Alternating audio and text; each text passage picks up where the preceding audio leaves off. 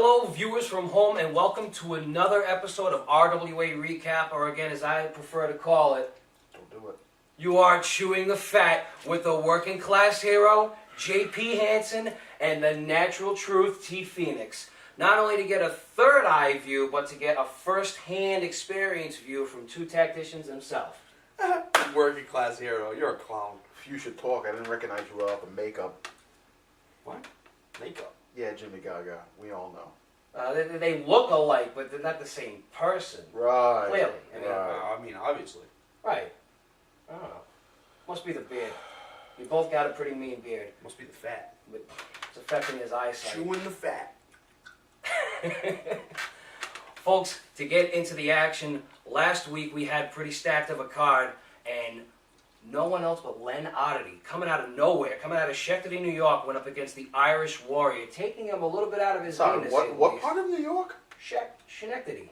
Schenectady. Schenectady. It's near Albany, but... God bless you. Yeah, right. Well, thank you. Beans and disease to you, too, as Fred Sanford would say. In any event, the big man was taken a little bit out of his element, as, well, let's face it, he's not the most agile of people, and Len was basically running circles around him, kind of tiring the big man out, forcing him to work outside of the box. What kind of, I don't know, maybe advice would you give someone like the Irish Warrior? Because, I mean, clearly, the size advantage didn't work to his advantage. Advice? I tell him to stop drinking, first and foremost. I'd probably tell him to stop eating potatoes. And I think that I would probably tell him to bring Miss Lynn to my basement and chain her up. What I would tell him is maybe Miss Lynn is a what would you call it? Shut up. What would you call it? A detriment? But then again, maybe not. Right. You really don't know. It could go either way. She wasn't there at the match up against Len Oddity. Right, she was not. And you saw the results. So maybe it leans one way or the other. I mean, you're the working class hero without a job, so you should tell me.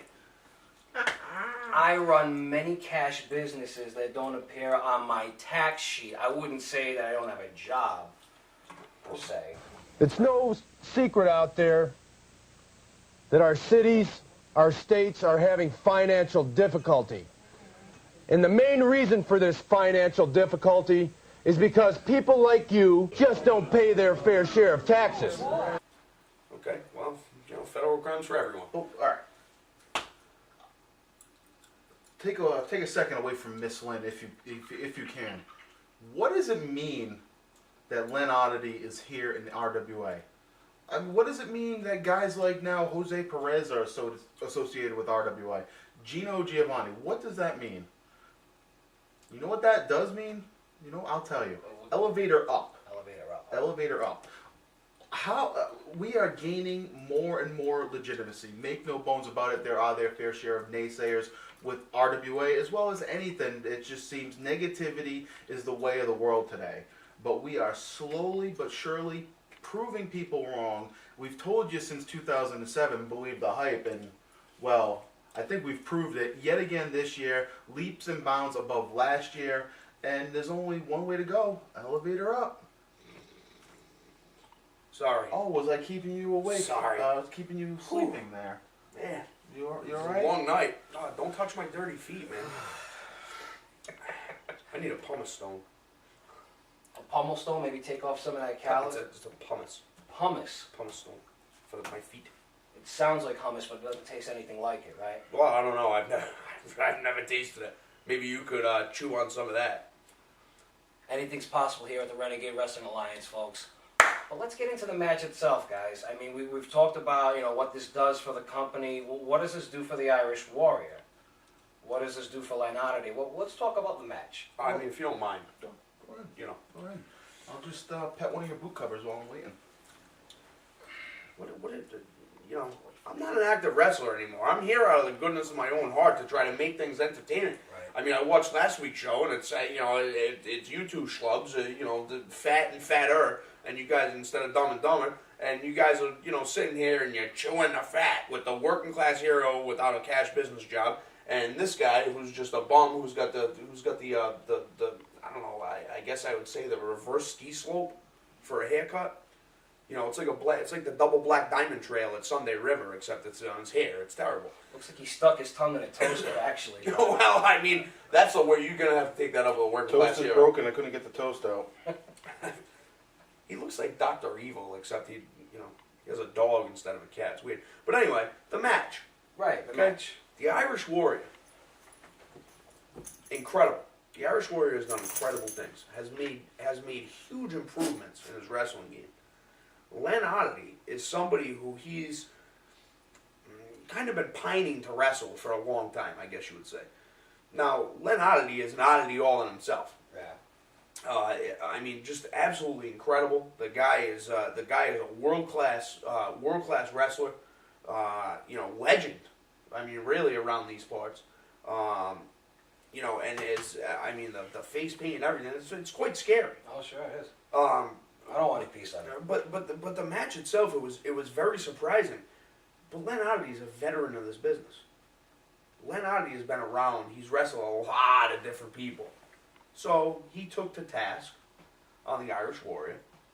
First ever matchup between the two. Len Oddity, caught him in a bad way, Oh, yeah. and it was perfect. I mean, it couldn't have gone any better for Len Oddity. Unfortunately, it didn't go so well for the Irish Warrior. That's true. But not everyone can go to a time limit draw and expect to make it happen. Some people quit when they're not able to do that. So, just saying. Do you think maybe if he had switched his game up and applied some submissions that he could have gotten the better of Len? I don't think submissions was the problem. I mean, how should I say this? The uncharacteristic things that Len Oddity does would throw anybody off. Right. I mean, hell, I was a world-class wrestler at one point. If I got in the ring with the guy, he'd throw me off. It's just a total different type of thing. He's not like any other opponent the Irish Warrior has ever wrestled. Clearly. Dynamic character of sorts, to say the least. T. Phoenix, your 2 cents? I agree with Mr. Gaga over here. I don't know. Come on. I Really, what I saw, what it came down to is IW is known for his tricks and his shenanigans, but really he was beaten at his own game, so to speak. And really, Oddity did have the upper hand as far as those shenanigans go. And, it really came down to the experience of Len Oddity triumphing over the Irish Warrior. Irish Warrior, not a bad showing in his own right, but just not enough to get the job done at the end of the day. That's my 2 cents. But before I go any further, we do have a question from a fan for you, Bobby Rossi. Oh my goodness. We are on Facebook, and I'm going to have to clean this up just a little bit. It says, what does it feel like to be a womanizer with a... you okay there? What a whiff of the foot. What does it feel like to be a womanizer with a lady's body part in his stable? It's from one of our fans. Wow. Now, don't use foul language.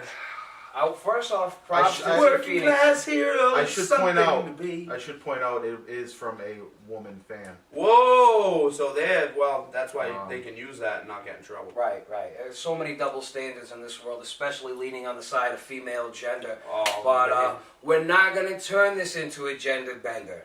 Say what you will about my little clique of cronies. That's We you, a gender feel bender. as though that actions speak louder than words, and seeing as how we've seen very little action from our director of competition, sometimes examples need to be made out of some people. And as far as the large individual in my group, I wouldn't call him any set of lady parts, or else you might end up with an antler shoved up an unwanted orifice, sweetheart. Wow, that's very good. I just asked why she wasn't in the kitchen.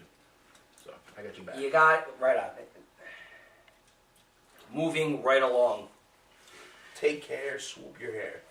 After the match with Len Oddity and the Irish Warrior, we had a bout for the Junior Heavyweight Championship take place. Ricky Medeiros had another chance of redemption to possibly steal the belt back from Billy. Obviously, that didn't happen. Billy who? Billy Ware. Okay, well, why don't you specify that? Well, instead of we being know a who we're jackass? talking about. Well, How many other Billies are there in RWA? Exactly. Billy, Okay. right? Billy, Bob Thornton. No. No? Bill Victor. Billy. Billy. I call him Billy. He looks like a Billy. He loves it when you call him Phil. Phil? Phil. Oh, you call him Phil. That's right. I just call him Fat. So, yeah, getting back to what you were saying. Billy Ware, Ricky Medeiros, chance to win back the Junior Heavyweight Championship. Not so much for Ricky Medeiros. He hasn't been himself as of late. You can tell there's something going on there. Rumor has it, after this loss, he spoke with some members of management and requested some time off, and I believe he's been granted that. So there is some truth to what I'm saying as far as him not being himself. And hopefully, with a little bit of time off, some R&R, he can come back and be stronger than ever and possibly regain that Junior Heavyweight Championship from Billy Ware. Rocks and rolls? Rocks and rolls, yeah. Rest and relaxation. I thought he, I don't know, bath salts or something. I don't know, I have no idea. I saw a picture of that. The guy's face. His facha? His facha. His facha. No bueno. We'll screw up. But, Got $100,000 surgery for free, though. Reconstructive. good for him. Yeah, he's got a new nose. He's going to look like Michael Jackson by the time he's done. I want to look like Diana Ross.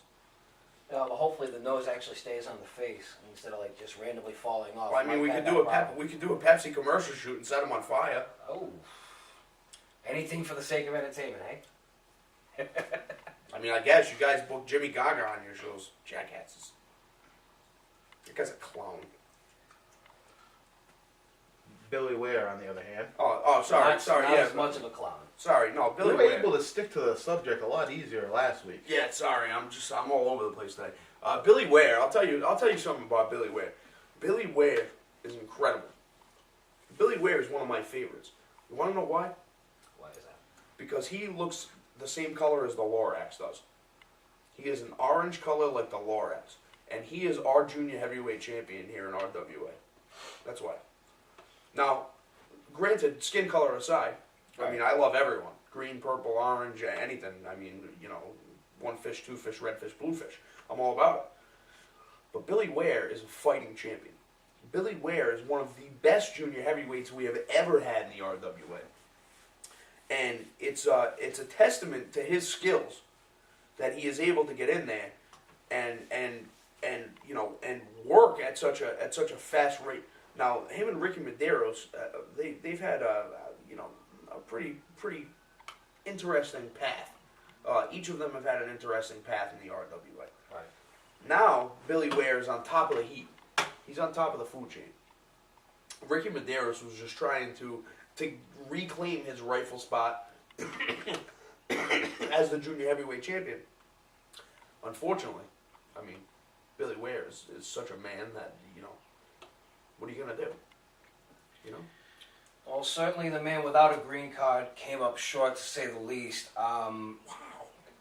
Seeing as how they're both high flyers, they're both, cruiserweights, true to form, top rope kind of guys, fast-paced action, I have noticed a little bit of a decline in Ricky's speed, and I don't see as anything physically wrong with him. He seems to be 100% healthy, but like T. Phoenix was alluding to, he's not 100% sold on himself and his mind, and I feel as though that's affecting his work, that's affecting his ethic, his conditioning even on top of that. Yeah.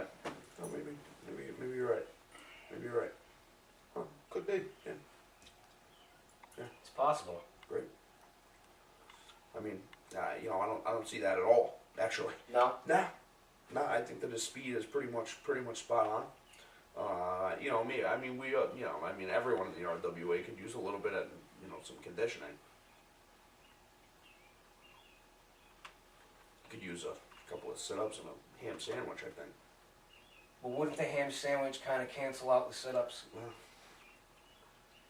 I'd rather him eat a ham sandwich than his own foot, which he does quite often put his foot in his mouth. But that's not the point. Ricky Medeiros, regardless of his green card status and his status in this country, Right. is an incredible wrestler. He's great. I love Ricky Medeiros. How can you not like Ricky Medeiros? I got nothing against him. Opa! I'm all about it. I love that. I'm not even Portuguese. Maybe inside you're a little Portuguese. Nah, I'm No. pretty Irish. I Fair mean, enough. you can't really No. get much more Irish than me, No, this is true. unless I had red hair. It's looking a little orange nowadays, though. It's like a light auburn brown. That's funny. Auburn brown. That's cute. In this guy. That's cute. All right. Try. What else you got? I mean, I'm on a time schedule. Well, we have the rest of the card to talk about, Well, JP. Why don't you lead us into the discussion about Vincenzo Abruzzi versus Crimson Alchemia?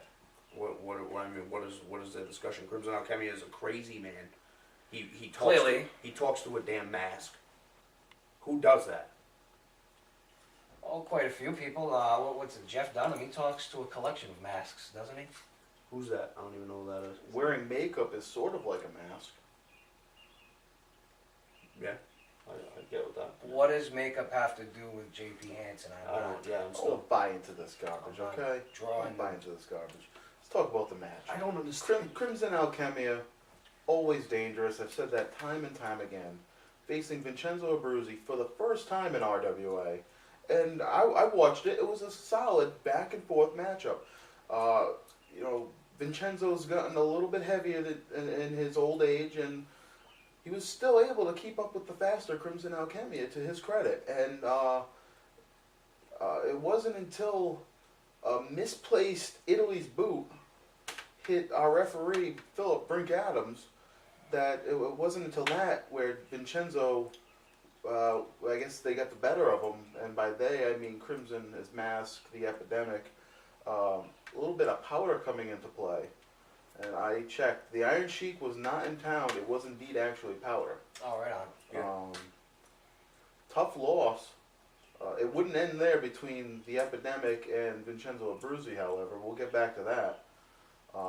But Vinny, he's been on again, off again.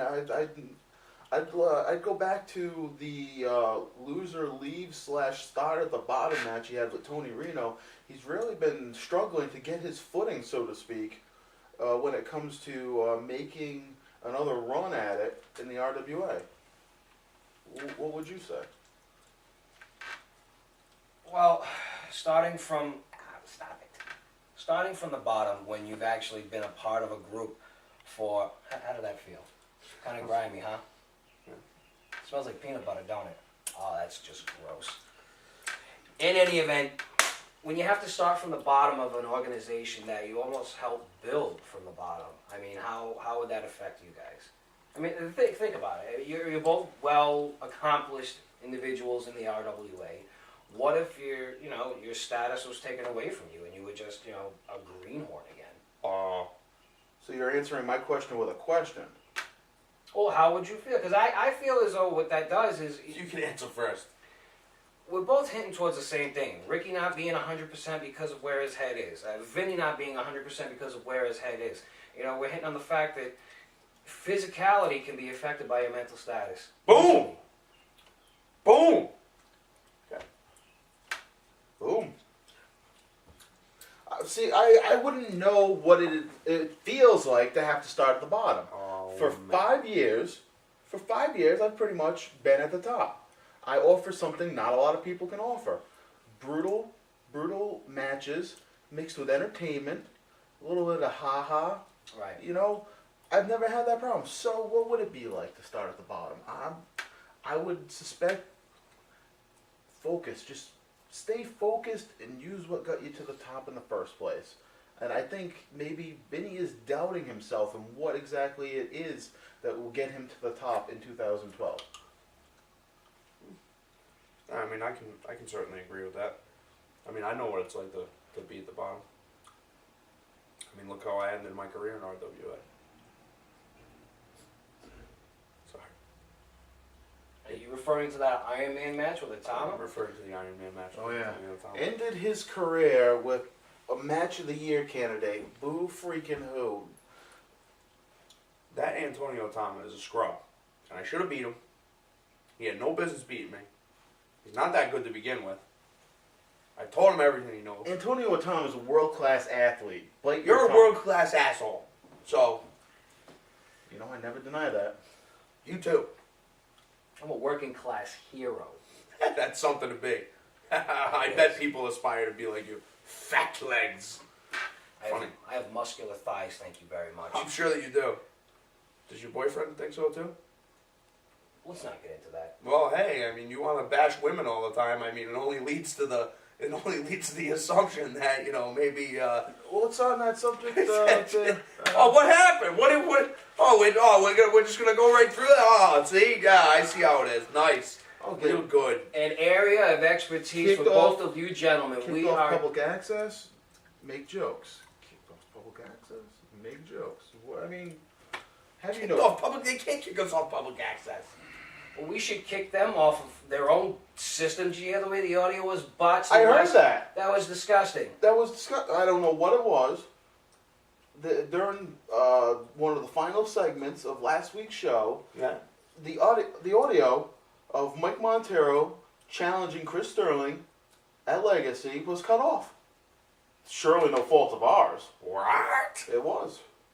What you would expect from typical half-assed fast food way of handling things here in Rhode Island.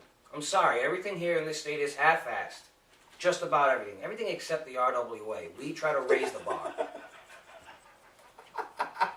The tag team division has been heating up, and the competition just gets stiffer and stiffer. Speaking of stiff competition, the Hollywood Balls versus the Influence.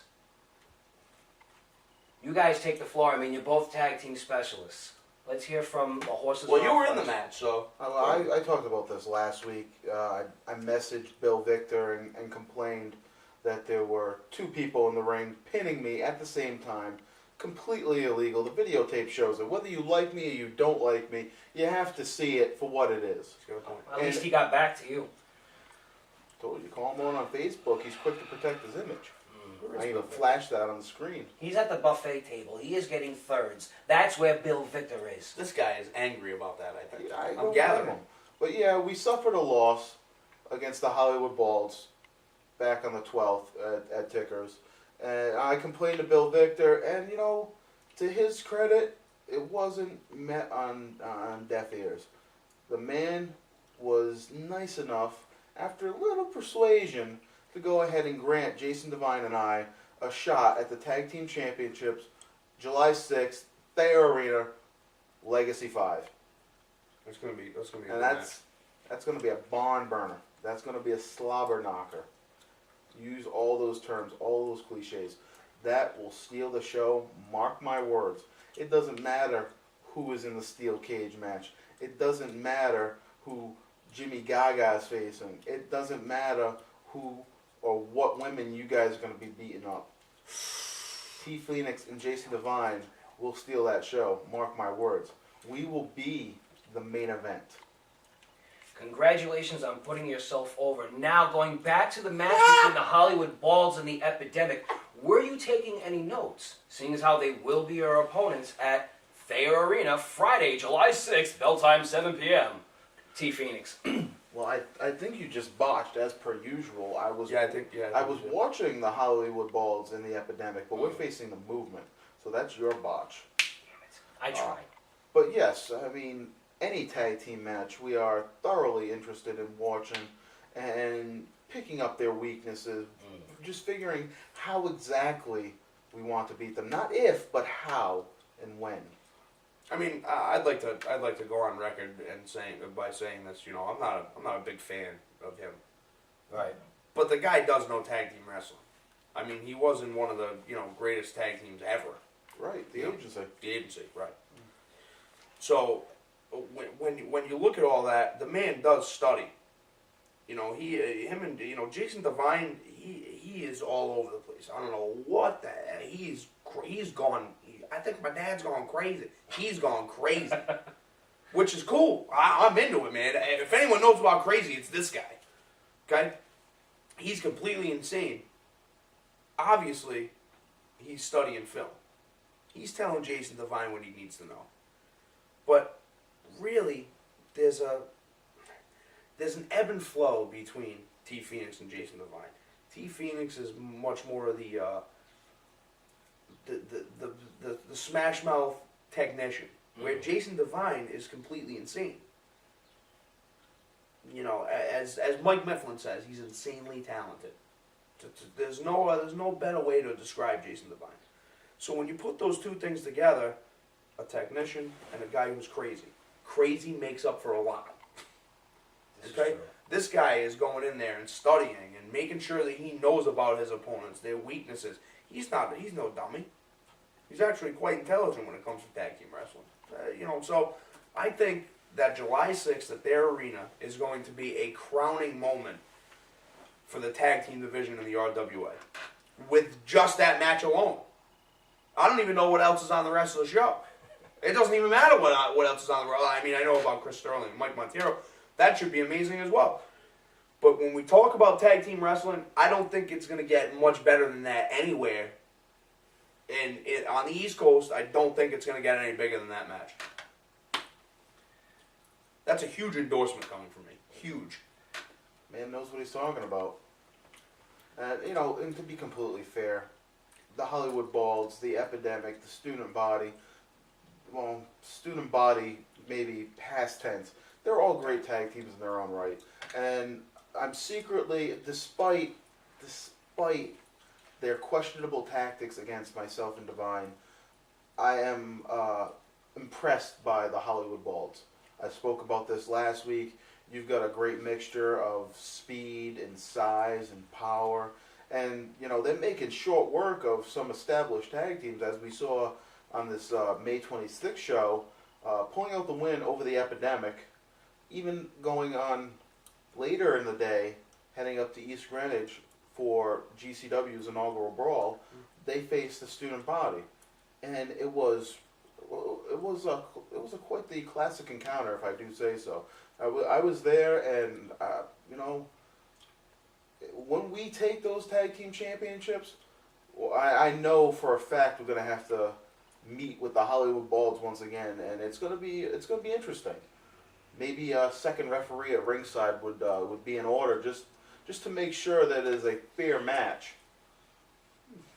That's interesting. I wasn't there at the inaugural brawl up against the Student Body and the Balls. I wasn't there for that. But one thing I did see at Ticker Sports Grill on the 26th was that the Epidemic they had the upper hand for most of the match. And the Balls, they were able to, put together the wherewithal and prevail up against all odds. And I mean, really, the surprise victory, it took me by surprise.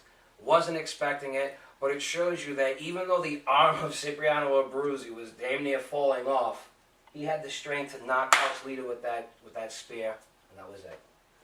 Well, I mean, it's a high-impact move from two high-impact individuals. I mean, you're taking Chris Dozer, the baby bull. I know Chris Dozer very well. I know Cipriano Abruzzi very well. Right. I mean, you have Chris Dozer throwing a man in the air, and Cipriano Abruzzi basically cutting him in half with a spear. I mean, really, what are you supposed to do about that? I don't know too many people that can recover from that. No, I mean, regardless, the Epidemic are incredible. I mean, I really like where they're going.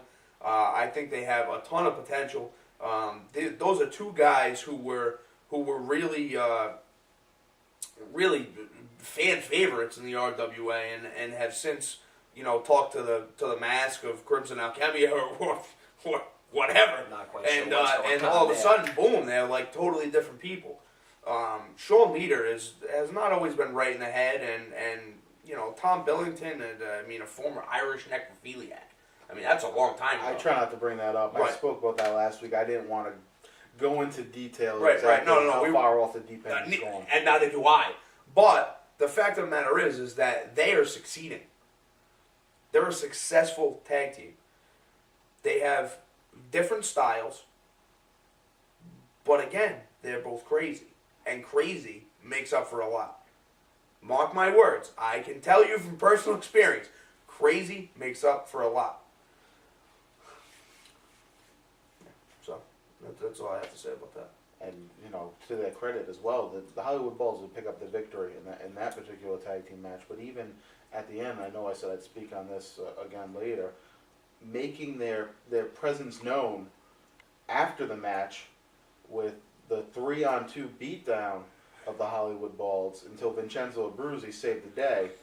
Now, I'm no expert, but I smell a little something brewing between these 6 people. Right. And it's going to culminate somewhere. Really? Really? Really? There's 6 of them? That's kind of crazy. I'm scared by that. I mean, Crimson and the mask. I mean, wouldn't that be like 3.5 Sure. people because of the mask? I mean, the mask talks to the guy. It's not right. There's something wrong with that, no? I mean, Bill Victor should really, like, you know, ban the mask. I mean, if we could find the guy. I mean, I haven't seen Bill Victor. I mean, you guys probably talk to him. I'm not a part of what goes on anymore. I mean, I still represent the RWA when I go out, but I'm not a big part of the RWA anymore. So maybe you guys can shed some light on the Bill Victor after we're done filming today. On this. I'm just gonna Your plead hat's the crooked, fifth. you know that, right? I have a lot of things in my Your life. hat's that's crooked. Yeah. My eyes are a little crooked. My glasses are a little crooked. My chesticles are a little crooked. The right hangs lower than the left. It's awful. His ears hang low. They wobble to and fro. Time and a knot, time and a bow. Mother Goose and her nursery rhymes, ladies and gentlemen. Thank you. You know, needless to say, I mean, the Epidemic is a team that's pretty much on the rise, along with the Hollywood Balds. I mean, the Influence obviously are going to be wrestling for the tag team titles. I mean, really, what it comes down to is, what about Student Body? What about Student Body? Now, I said this, I mean, I'm going to keep referencing things from last week, but we spoke about this. I don't know if you caught the show. I know you were busy probably buying makeup and cross-dressing and whatnot. But the thing about Student Body is they continue to be on the decline. They are just not connecting.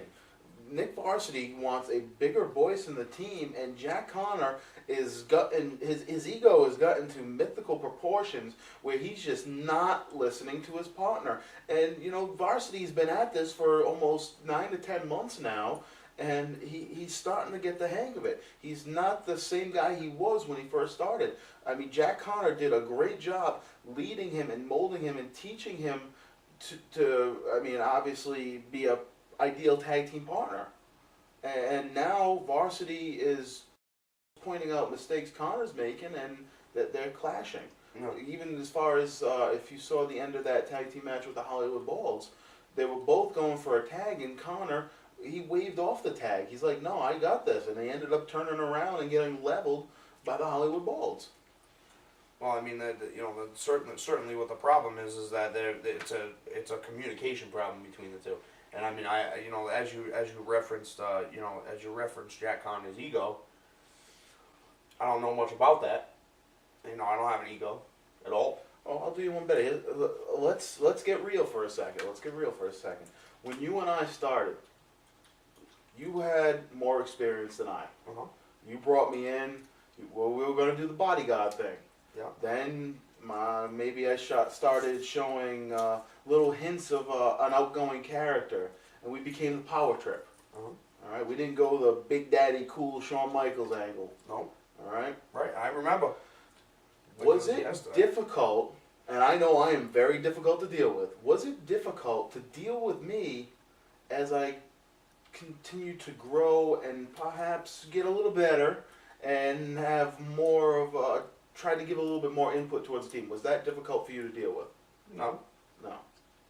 And I'll tell you And what. being a veteran. No, because I thought that we were on the same wavelength of what we were trying to accomplish. You know, and that's the biggest thing, and that's a problem with Student Body that I see, is that they're not on the same wavelength. You know, Connor wants to be the star of the team. Jack Connor thinks that he's the star of the team. In reality, Nick Varsity is always the one who's protecting Connor from getting his ass whooped. Because Nick Varsity takes the ass whooping for Jack Connor. So really, if you really think about it, who's the problem in the team? I mean, you would have to, from looking from an outside perspective, you would have to say Jack Connor is the problem with the team. You would have to. But when you really think about it, if Nick Varsity just let Connor get beat up all the time, maybe this wouldn't be a problem right now. So you're suggesting that varsity has almost led him to this? Almost. Interesting. But what I really pulled out of that was,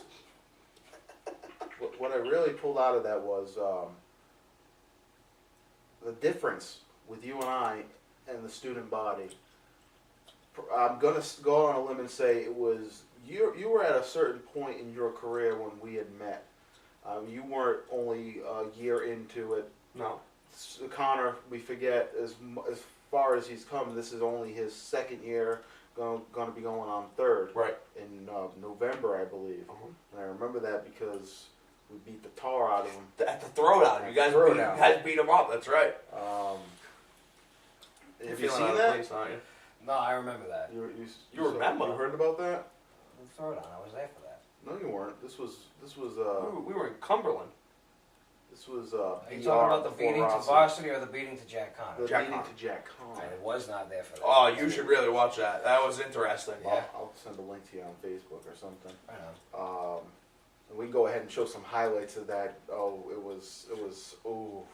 JT Dunn's going to be on public access for another week in a row, but the highlights include him, so he gets another mention this week. Doesn't happen too often. It happened again this week. But where was I saying? Okay, so yeah, Connor's still, for as much as he knows, he doesn't know everything. And I guess there was a little bit more maturity, and you were comfortable, and you were secure in your spot. You weren't threatened by me, whereas maybe Jack Connor sees varsity for the star he's going to be and is a little bit threatened by that. In that respect, I agree with you. I think that he is absolutely threatened by him, and I think that he is absolutely afraid that Nick Varsity, if able to show his skill, his actual skill, will outshine him. I mean, and that's a problem with 99% of the tag teams. I mean, let's face facts, people. Wrestling business is all about ego. I mean, I've talked to hundreds of wrestlers in my time in the RWA from all over the place. You know, the guys from 2KW, MVW, PWE. Bret Hart himself. Bret Hart, well, there you go. I mean, that's a perfect example. Bret Hart, hey, Bret, thank you for all that you've done for wrestling business. Yeah. Mm-hmm. Really? That's all I get. You go out, you say a promo, thank you for coming. These guys are really working hard in Providence, Rhode Island. You know, they're really putting it all out there for you. Thank you very much. Walk back to the curtain. Yeah, I'd like my money now so I can go home. Really? True story.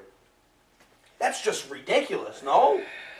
But needless to say, I think Nick Varsity has a ton to offer. I think Nick Varsity is one of the premier bumping guys in the RWA. Now that doesn't. Now in saying that does not qualify wins. I mean, Barry Horowitz is one of the best bumping guys around, but that doesn't qualify him as a championship worker. You know what I mean? It's unfortunate. It really is. It's very unfortunate. Nick Varsity needs to find that special something. He needs to find that special something. Because I think that Nick Varsity could be one of the top guys in the RWA within, I'd say, a year time. That's crazy. That right? You look at it now and you're like, this guy's insane. But I see something. I see something. He's better than the guy that you hang out with. Yeah, but I mean, let's talk about those that have made huge bounds, huge jumps in a year's time. You have Mike Grassa. Mm-hmm. You know, you have Antonio Atama. These guys came in with a solid foundation underneath them, and they've since developed on top of it. Right. I see no reason why Varsity can't do the same. And, well, frankly, he hasn't had a chance to work singles. He's only been caught up in a tag team. Right. So now that you have someone who was initially running the tag team, if you were making shoddy judgment calls, it's going to be interesting to see what Varsity could do on his own. But also, let me say this. Jack Connor must be doing something right because he is a 3-time RWA Tag Team Champion. 3-time RWA. How many times did the Power Trip hold the title? Twice. 5 times? Really? Well, it was... No, we're not. No. We're not. Us? Sorry, twice. I've had the tag team titles 5 times altogether. I think that's what I was. That's great. That's really nice. going into again how there's a lot of ego in the wrestling business. Wow. What would I say? No, it's fine. It's cool. I'm with it. No, it's Right? That's When fine. you're good, you're good. Wow. You touched on something that I don't think has been really mentioned. I think we've almost talked about it, but not. I don't think we've gone this far. You said now Atama, Grassa, Varsity. You're lumping them all together. They started last summer, generally right around the same time, and we've seen, despite even an injury, Grassa's been leaps and bounds above many others. And of course, Antonio Atama has been just aces since walking through the door. Nick Varsity has been held back by Jack Connor, and I think Nick Varsity is noticing that. And that may have been the catalyst of what, exactly, that may have been the catalyst to have Nick say, you know what, I should have a bigger voice in this. You know, these guys have achieved this much success, and I'm still down here. What is holding me back? It's this guy. But maybe I'm just as good as these guys. Maybe if I just spoke up and asserted myself a little, I'd be onto something. And I think that's maybe what it's come to now. Huh. You know what? You may be right about that. You may be right. Are we gonna take a break? Like I could use myself a spot of water. Maybe I run to the Yeah, to the front. you know what? Let's take a break. You want to take a break? Take a break. We'll take a break. We'll be right back.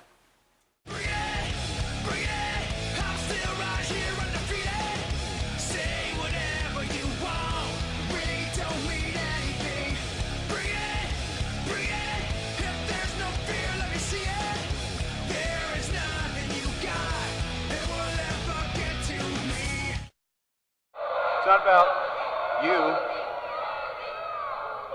It's not even about us. It's about legacy. It's about what we choose to leave behind for future generations.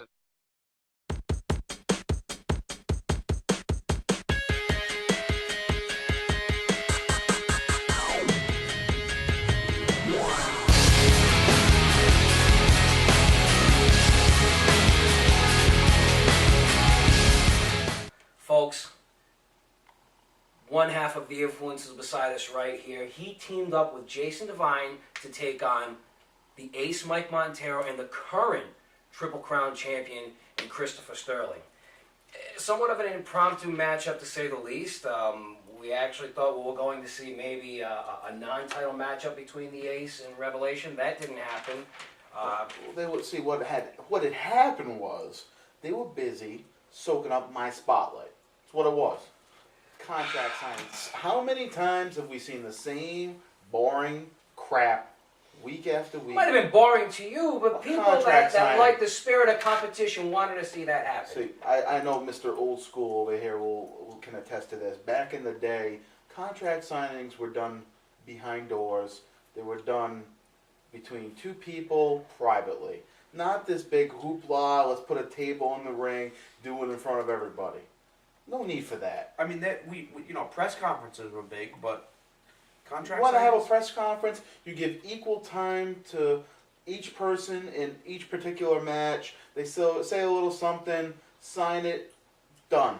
But they wanted to take up valuable time, and we used it as a platform to get our point across. You understand getting your point across on a platform, you've been doing it for the last 45 to 50 minutes. Actually, I've been rather quiet this here show. This is quiet. The point being, they can have their match, but the main event spot will go to Jason Devine and I, rightfully. And, we went there not looking to make it a physical nature type of thing. They wanted to lay hands on us. I felt that it was suiting of the situation to challenge them in the main event later on in the show. And as you could see from the footage, we had that match well in hand. It was the movement. The movement, they were doing their homework. They stuck their nose in. They made you believe, Bobby Ross, didn't they? They made you believe that they were just there to watch. But it wasn't until the end that they made their intentions truly known. Sticking their nose where it doesn't belong. You can't say anything. I mean, I how can can't. you disagree with that? Well, I am you, so you guys, thorough. you guys are a provocative team. You have a way of getting reactions out of people. I mean, the way you've been, taunting the idea of going after the titles, the way certain contenders here in the RWA feel as though the movement coming in is a little out of place. I mean, to defend what they've achieved, what they've accomplished so far, I don't think it was too out of place. It's kind of got a point. That's on the top of his head. You're a smart guy, Bobby Rossi. Smart guy. I tried. I mean, I thought that it was a fantastic match. No disrespect to you. I mean, you obviously have your own thoughts about it, but I mean, for my money as a fan, because that's what I am now. I'm just a fan.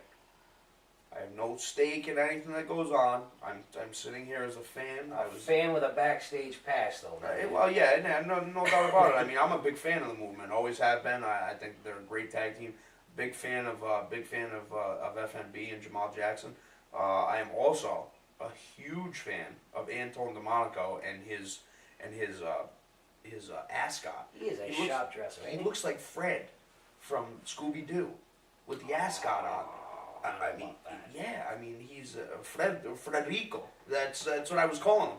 I think that he's a fantastic manager. I think that he has done wonders bringing those two guys together and being the glue that solidifies that team. I mean, obviously they are a tremendous tag team, Ace Promotions tag team champions, Right. multiple tag team titles they've won, and now they're the RWA tag team titles. It's very interesting because it was almost like a conundrum during that match. The Influence, obviously a very well-established team, and you have on the other side the Revelation Christopher Sterling and the Ace Mike Montero, who undoubtedly are two fantastic wrestlers, but are going to be wrestling each other. Right. On July 6th at Legacy. I mean, it's gonna be a rift. Right, for the Triple Crown Championship. And I mean, what better way to be able to see what they're going to be able to do to each other than to put them as a team? Can you work cohesively as a team? As we saw, that didn't necessarily happen so much. No. The Influence is on top of their game. The Movement is on top of their game. This is a clash of proverbial titans that we are going to have July 6th at Legacy. If you have not ordered your tickets yet, you are a fool. I am telling you, you are a fool. This is going to be the show of the year. No doubt about it. Absolutely. From what I've seen of the card, it is stacked from top to bottom. You cannot beat this card. You really can't. I mean, this is just one of the high-profile matches that we have for the Tag Team Championship. So the Movement, obviously, we saw them at Dynasty doing the same thing. They're doing some scouting. They want to scout the team that they're going to be wrestling. So what do? They scout the Influence. And what happened, T. Phoenix? You tell me. Did you lose your temper? Did I lose my temper? What did they have any business being up on the apron for? Now, the way I saw it was an Irish whip. It was reversed. Revelation swept the foot of Mike Montero. Was it an accident or was it on purpose? I don't know. If you ask me, a thinking man would go and try to injure his opponent before that big match and get a leg up on his competition. That's what you would do. It makes sense now, doesn't it? I did not dispute the fact that it definitely makes sense. Why go into a match evenly matched when you can gain an advantage? Win if you can, lose if you must, but always cheat. The immortal words of Bobby the Brain Heenan. And why wouldn't Chris Sterling do that? It's the smart thing to do. Trip up his opponent.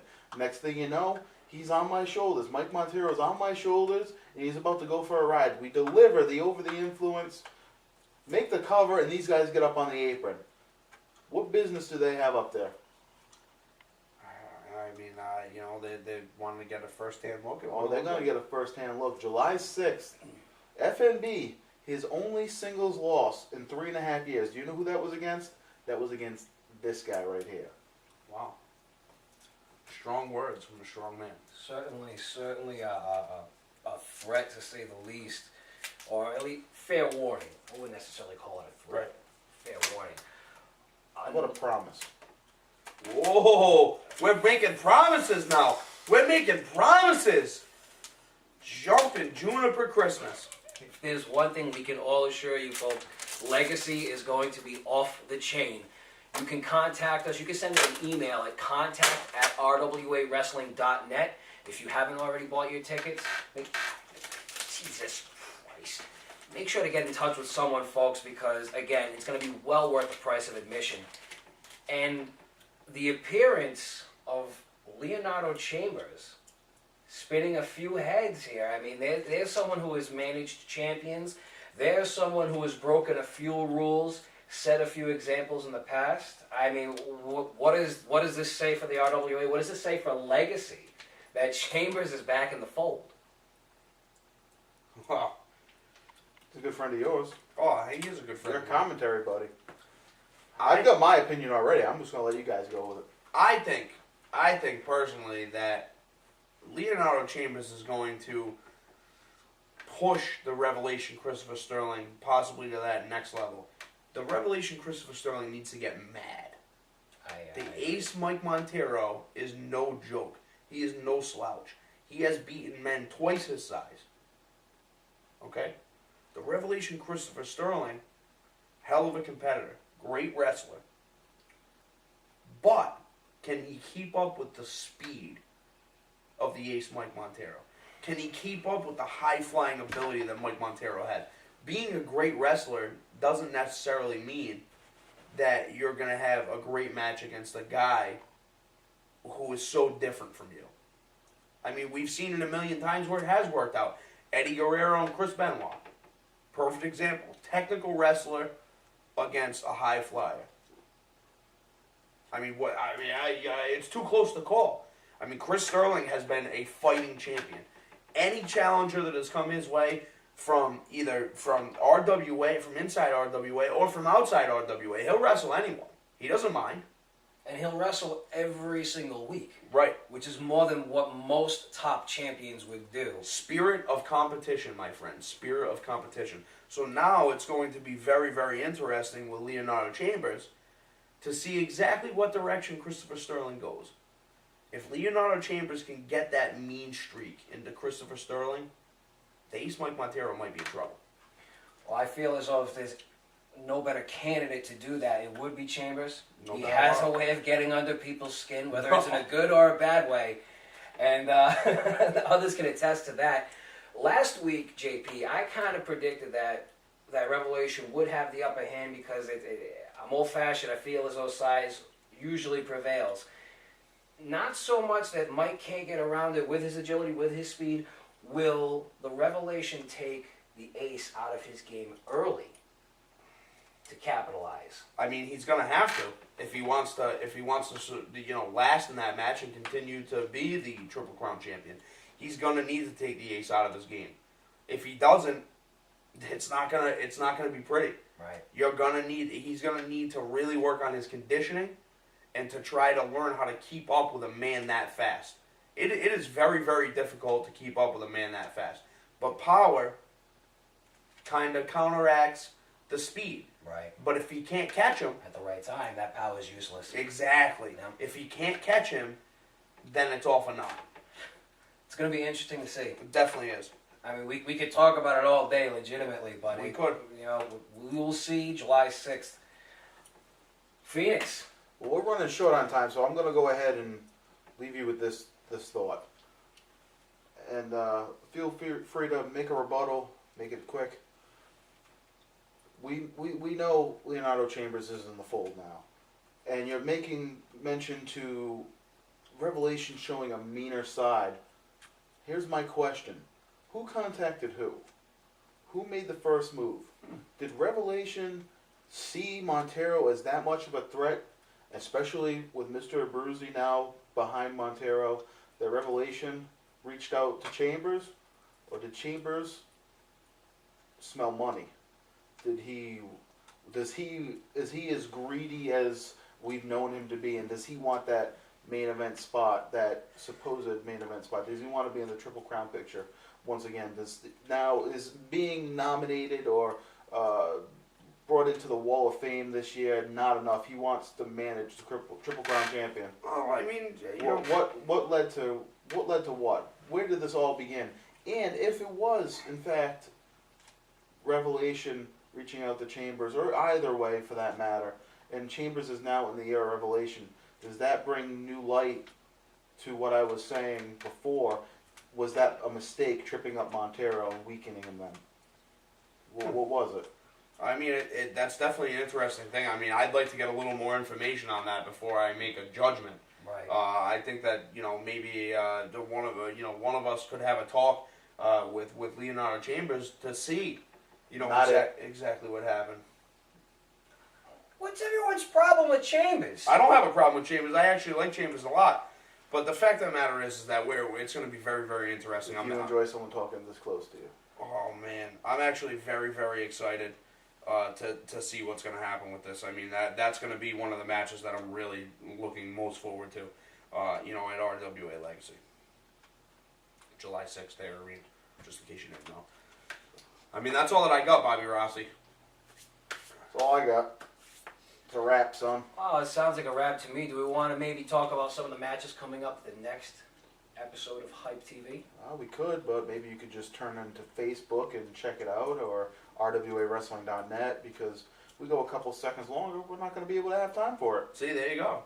Well, that answers my question. Folks, thanks for joining us for this edition of Chewing the Fat alongside T. Phoenix, his massive ego, J.P. Hansen, and the working class hero. We'll see you next time, folks. Stay tuned. Take it easy.